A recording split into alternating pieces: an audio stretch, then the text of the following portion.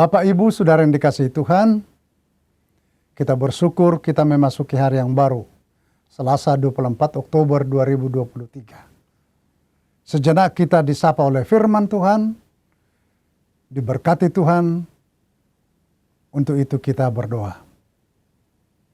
Damai sejahtera Allah yang melampaui segala akal, itulah yang memelihara hati dan pikiranmu dalam Kristus Yesus Tuhan kita. Amin. Barang siapa menjadi milik Kristus Yesus, ia telah menyalibkan daging dengan segala hawa nafsu dan keinginannya. Galatia 5 ayat 24. Setiap orang mempunyai status. Apakah dia seorang anak atau orang tua, sebagai pimpinan atau anak buah, sebagai hamba atau majikan, dan lain-lain. Status ini mempunyai tugas dan tanggung jawab. Status selalu punya konsekuensi.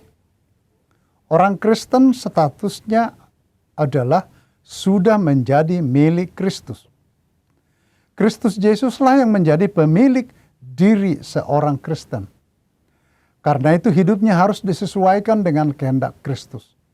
Itu berarti bahwa keinginan-keinginan kita sehari-hari harus disesuaikan dengan kehendak Kristus. Apakah rencana kita atau pelaksanaan hidup kita. Harus diakui inilah perjuangan orang yang sudah menjadi milik Kristus. Yaitu menyesuaikan pikiran, rancangan, perjalanan hidup. Keinginan hidup sesuai dengan kehendak Kristus. Kenapa? Karena keinginan kita tidak selalu sesuai dengan kehendak Tuhan. Kita harus berjuang untuk mengendalikan keinginan kita, pikiran dan rencana, nafsu duniawi kita. Itulah yang dimaksud dengan menyalibkan daging dengan segala hawa nafsu. Pertanyaan, sampai kapan? Jawabnya, sampai akhir hayat. Tidak bergantung kepada situasi dan kondisi atau tempat di mana kita tinggal dan bekerja.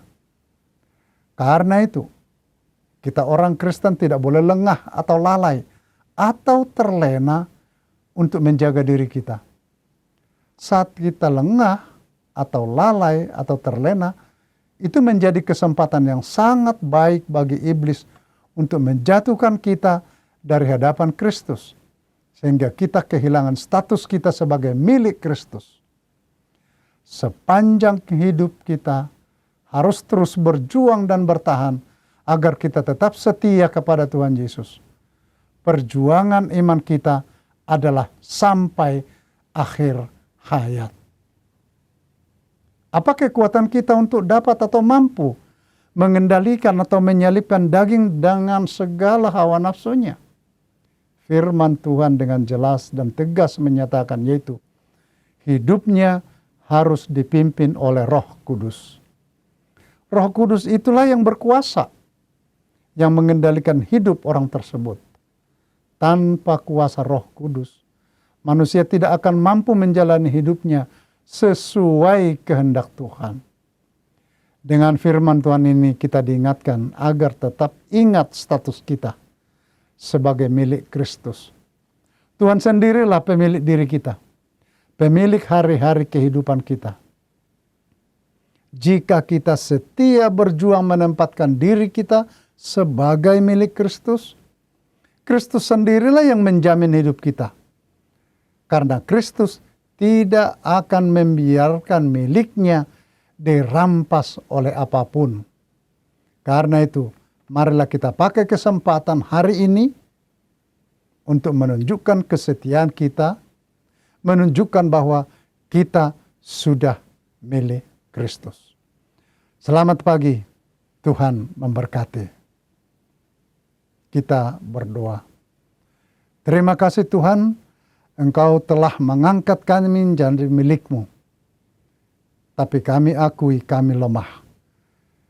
Kami sering jatuh, sehingga kami melupakan diri kami sebagai milik-Mu. Tolong kami Tuhan, supaya kami boleh menyatakan diri kami sebagai anak Tuhan, sebagai milik Tuhan, sehingga kami kuat tanggap dan tetap teguh menjadi kemuliaan bagi nama-Mu.